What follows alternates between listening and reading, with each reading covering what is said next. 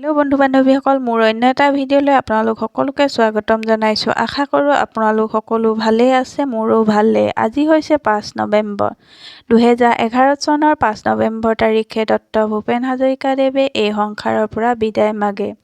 আজি এই পবিত্ৰ দিনটোত পুনৰবাৰ তেওঁক শ্ৰদ্ধাৰে সুঁৱৰি চেতিয়াগাঁও সূৰ্যোদয় সংঘৰ প্ৰেক্ষাগৃহত এখন নাটক আয়োজন কৰে।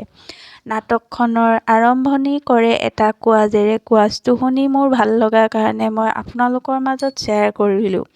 যদি শুনি ভাল লাগে লাইক কমেণ্ট শ্বেয়াৰ কৰি দিবলৈ নাপাহৰিব। প্ৰথমে আৰম্ভ কৰে মোৰ আপোনাৰ দেশ, তাৰ পাছতে মানুহে মানুহৰ বাবে। তেনেহ'লে পলম নকৰি ভিডিঅ'টো আৰম্ভ কৰোঁ ব'লক।